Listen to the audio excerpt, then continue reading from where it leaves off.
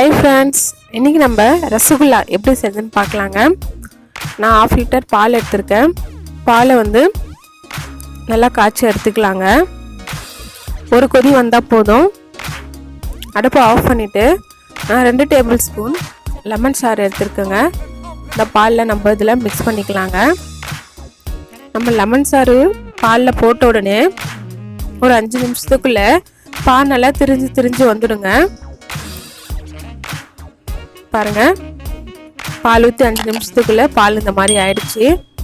இன்னும் நம்ம இன்னொரு 5 நிமிஷம் விட்டோன்னா இன்னும் நல்லா ரெடி ஆயிடுங்க. நம்மளுக்கு நிறைய பன்னீர் கிடைக்கும்.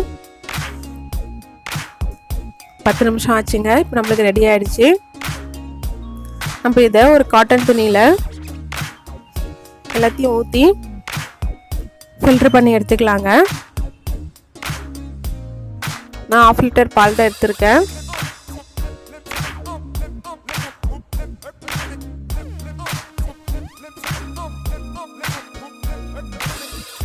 இப்போ நம்ம பாலில் லெமன் சாறு போட்டோம்.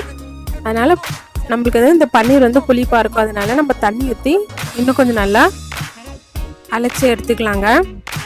புளிப்பு தன்மை இருக்காது. இப்போ அதை நம்ம கையில் வச்சு நல்லா மசிச்சு விடலாங்க. பாருங்கள், 1/2 லிட்டர் பாலுக்கு நம்மளுக்கு இவ்வளோ தான் பன்னீர் கிடச்சிருக்கு. நம்ம ஒரு 10 நிமிஷம் நல்லா கையில் பிசைஞ்சு விட்டுட்டே இருக்கணுங்க. அப்போ தான் நம்மளுக்கு இன்னும் நல்லா சாஃப்டாக இருக்கும். 10 நிமிஷம் வரைக்கும் நம்ம நல்லா மசிச்சு விட்டுட்டு இப்போ நம்ம உருண்டை எடுத்துக்கலாங்க. நம்ம சின்ன சின்ன உருண்டையாக எடுத்துக்கலாம். சின்ன உருண்டையாக போட்டவே நம்மளுக்கு நம்ம ஜீராவில் போட்ட உடனே அது பெருசாக நம்மளுக்கு கிடைக்கும். பாருங்கள், இந்த சைஸ் போதும். ரொம்ப சின்ன சின்ன பாலாக நம்ம உருட்டி எடுத்துக்கலாங்க. நான் 1 கப் சர்க்கரை எடுத்துருக்கேங்க. 1 கப் சர்க்கரைக்கு நான் 4 கப் தண்ணி சேர்த்துக்கிறேங்க. எந்த கப்பில் நான் சர்க்கரை எடுத்தனோ அது மெஷர்மெண்ட்லேயே 4 கப் தண்ணி எடுத்துக்கலாங்க. நமக்கு இது சர்க்கரை பாகு ரெடி ஆகணும்னு இல்லைங்க. சர்க்கரை கரைஞ்சாவே போதும். பாருங்கள், சர்க்கரை எல்லாமே நல்லா மெல்ட் ஆகி கரைஞ்சிருக்குங்க. இந்த ஸ்டேஜில் நம்ம உருட்டி வச்சிருக்கிற எல்லா பாலையும் இதில் போட்டுக்கலாங்க. பால் போட்டு ஒரு 20 நிமிஷம் நம்ம வேக வைக்கலாங்க. பாருங்கள், 10 நிமிஷத்தில் எடுத்து பார்த்தேன். நம்ம எவ்வளோ குட்டிஸாக போட்டோம் பாருங்கள், எவ்வளோ பெருசாக வந்திருக்கு. 10 நிமிஷத்துலேயே ஒரு 10 நிமிஷம் நம்ம மூடி போட்டு வேக விடலாங்க. பாருங்கள், நம்மளுக்கு 20 நிமிஷம் ஆயிடுச்சு.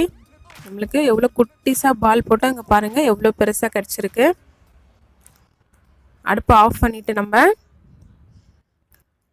இந்த சர்க்கரை தண்ணியிலே ஒரு 4 மணி நேரம் ஊற வைக்கலாங்க.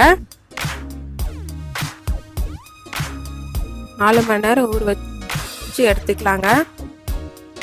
அவ்வளோதாங்க. பாருங்கள், நம்மளுக்கு எவ்வளோ சூப்பரான ரசகுல்லா வீட்டிலே ரெடி ஆயிடுச்சுங்க. நீங்களும் வீட்டில் இதை ட்ரை பண்ணுங்கள். இந்த வீடியோ உங்களுக்கு பிடிச்சிருந்தா வின்சி சமையலுக்கு சப்ஸ்கிரைப் பண்ண மறக்காதீங்க. Thank you friends.